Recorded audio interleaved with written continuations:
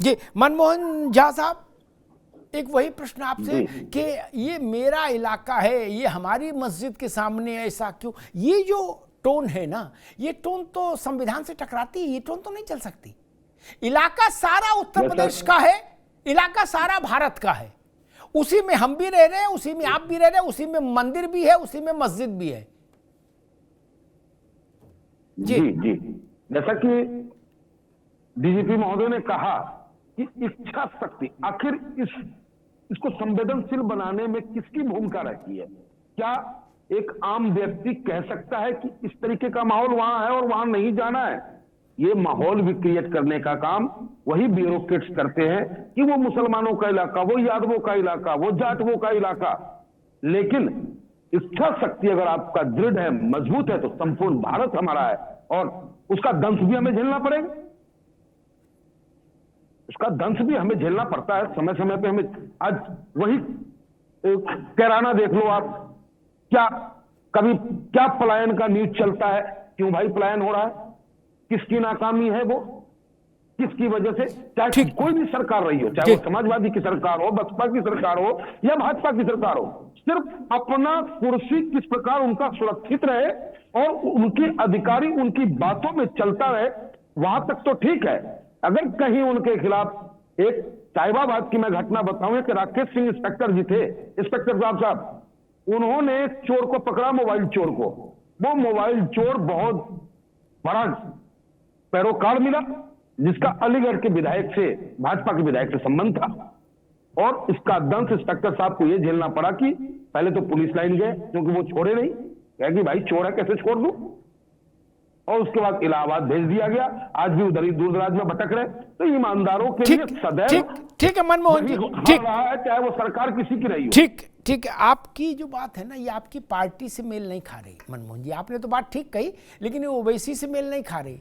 अब सुनवाई तो ओवैसी की होगी भाई, राजा जो कहेगा वही नीति मानी जाएगी, हमारे आपके कहे से क्या होगा, मगर हुआ कहे से क्या होगा, राजा जो बोले वही कानून है। कहेगा संविधान प्रदत्त ही कहेगा। अरे रुक, अरे भाई बार बार दिन में 36 दफे संविधान बोलने से संविधान का कोई मान ज्यादा नहीं बढ़ा रहे आप लोग। ये संविधान भी आजकल एक आप लोगों ने नया फैशन बना लिया यार, नहीं बोले जैसे नहीं हम लोग नाम जप करते हैं ओम नमो भगवते वासुदेवाय, ओम नमो भगवते, वैसे आप लोगों ने संविधान की माला फेरनी शुरू कर दी। संविधान आरती करने का विषय नहीं है मित्र, नहीं नो, संविधान आरती करने का विषय नहीं है, रोली चंदन लगाने का विषय नहीं। संविधान आचरण में डालने की चीज है, आचरण में उतारने की चीज है, तब उसकी मर्यादा रहेगी। जिसको देखो वो करे कि हमारे लड़के को का चालान क्यों कर दिया, बोले ये सरकार संविधान विरोधी है। अरे गजब बात है यार, संविधान में क्या लिखा है इतना तो पता कर लो। बोले जामा मस्जिद के सामने चौकी बन रही है, रुक जाओ, जामा मस्जिद के सामने चौकी बन रही है, बोले संविधान विरोधी कृत्य हो रहा। अरे संविधान का क्या लेना देना जामा मस्जिद से यार और चौकी से, ना उसमें चौकी का जिक्र ना जामा मस्जिद का जिक्र, ये समझ डेवलप करनी होगी। खैर कृष्ण मोहन पांडे, आखिरी प्रश्न यही कि इस घालमेल में, इस धारणा को पुष्पित पल्लवित करने में ब्यूरोक्रेसी भी बड़ी भूमिका निभाती है क्या, कि फलाने इधर से नहीं जाएंगे, ये अंग्रेजों का किया हुआ था, ये तो मिट जाना चाहिए था। सब जगह से जाएं, सब जगह से आए, आदर्श स्थिति तो यही होगी। ठीक बात है।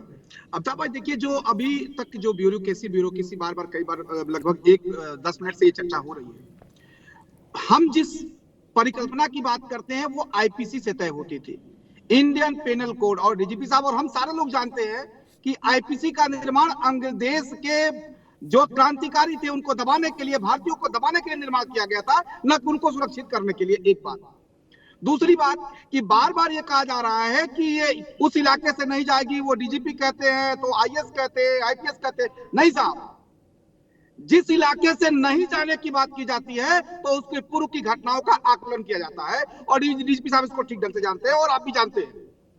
जिस इलाके से कभी 10 बार जुलूस गया हुआ हो और 10 बार में 8 बार दंगे हुए हो, 8 बार पथराव हुआ हो, 7 बार मारपीट हुए हो, तो निश्चित तौर पर पुलिस इस बात का ध्यान रखती है कि साहब अब 11वीं बार जाएगी तो पुनः हो सकता है। जी तो इसको दूर करने के लिए एक दूसरा उपाय ढूंढ लिया कि दूसरा रास्ता कर लिया जाए, लेकिन उसी व्यवस्था को ठीक करने के लिए भारतीय जनता पार्टी ने भारतीय न्याय संहिता बीएनएस हम लेके आए कि साहब हम अपनी सुरक्षा के लिए नए कानून लेके आ रहे हैं। ये अंग्रेजों का कानून नहीं रहेगा इस देश में। ठीक है कृष्ण मोहन जी, हमें दबाने के लिए जो कानून लाए गए थे जी, अब हम कानून बेहतर ढंग से लाए, और सिर्फ मुस्लिम मोहल्लों से क्यों, देश के कोने कोने से, कश्मीर हो या गुवाहाटी, अपना देश अपना माटी, हम हर जगह पे कानूनन संवैधानिक तरीके से ठीक है, जो भी बेहतर हो सकता है वो जुलूस जाएगा और किसी की हिम्मत नहीं है कोई रोक पाए। ठीक है कृष्ण मोहन जी, ठीक है, अभी रुकना होगा, अभी रुकना होगा। कृष्ण मोहन ने एक बात कही कि पुराने दृष्टांतों को भी पुलिस देखती है कि 10 बार जुलूस निकला, 8 बार दंगा हुआ। कई बार वही है कि ईश्वर जो है वो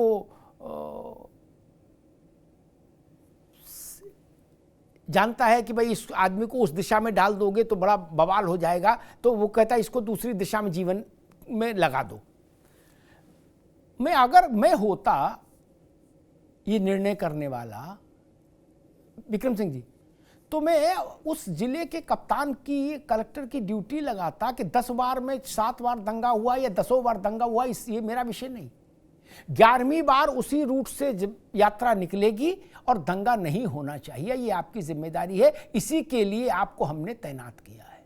क्या ये कौन सी बात हो गई? और जब हम रूट बदल देते हैं ना विक्रम सिंह जी, तो हम मन बढ़ा लोगों को और मन बढ़ा देते हैं। क्या वो फिर बैठते हैं, कहते भैया देखा ससुर हिम्मत नहीं है कप्तान की कि यहां से निकाल दे, हमारे 4 बार फायर झमाझम। क्या ये नहीं होता है? ये भारत की सत्ता का अपमान होता है। हमने किस लिए कप्तान को बैठाला है? कलेक्टर को किस लिए? लूडो खेलने के लिए बैठाला है क्या? या काजू बादाम वगैरह खा के मीटिंग करने के लिए बैठाला जूम पर? नहीं ना। जूते पहनिए, हाथ में असला लीजिए और सड़क पर उतरिए। ये तो वही बात हो गई कि हिस्ट्री में बच्चे के एक बार फेल हो गया, बोला हिस्ट्री छुड़वा दो, और पता लगा साल भर में सारे विषय छूट गए। क्या फिर पढ़ेंगे? जिसमें फेल हुआ वो विषय छुड़वा दिया? नहीं, बच्चे को बैठाइए, कहिए हिस्ट्री ही पढ़नी होगी बेटा।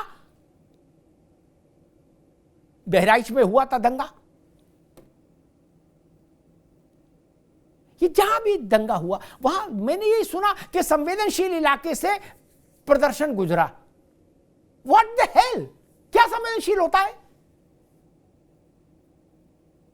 किन लोगों ने संवेदनशील बनाया उस इलाके को? उन लोगों को न्याय का, राजदंड का भय होना चाहिए। विक्रम सिंह जी गलत कह रहा हूं? जो लोग संवेदनशील बनाते हैं किसी इलाके को, उनको खौफ में रहना चाहिए। दुष्ट दलन रघुनाथ कला की, दुष्टों का दलन।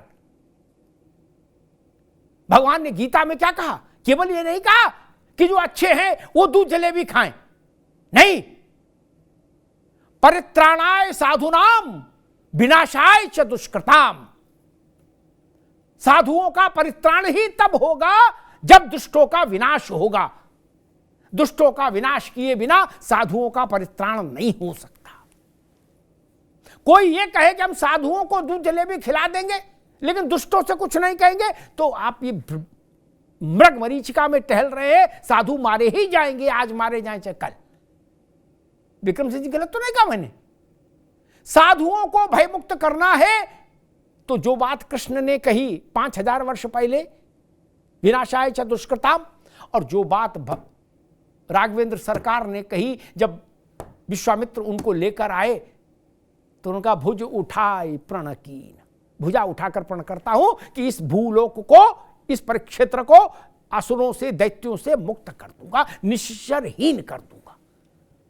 शासन का यह कर्तव्य है। शासन का कर्तव्य ये नहीं कि कंबल डाल के उधर मुंह करके निकल जाओ गली से। बोले क्यों? बोले उधर संवेदनशील है। नहीं नहीं, नपना बराबर होना चाहिए। सिद्ध से सिद्ध मंदिर के सामने पुलिस है, प्रतिष्ठित से प्रतिष्ठित देवालय के सामने पुलिस है।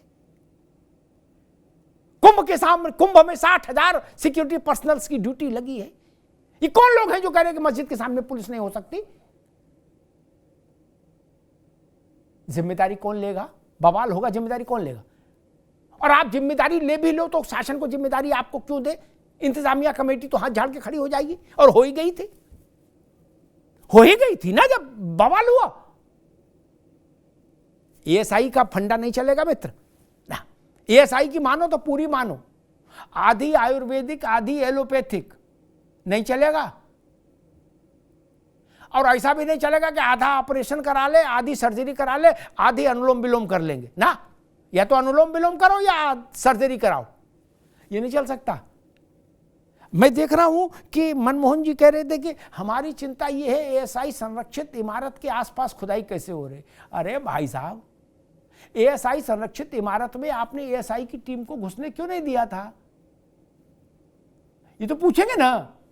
वो लोग आए थे, यानी जो मालिक हैं उनको नहीं घुसने दिया इंतजामिया कमेटी ने, मौलाना ने, और आज आप उनकी दुहाई दे रहे हो। ये तर्क ठीक नहीं। और मूल बात, भारत में रूथलेसली ये धारणा खंडित की जानी चाहिए कि ये उनका इलाका है, वो उनका इलाका। किसी का कोई इलाका नहीं, भारत का इलाका, 150 करोड़ लोगों का इलाका, और उसके ऊपर संविधान की छतरी। सिर्फ इतना ही सत्य है, बाकी सब मिथ्या है।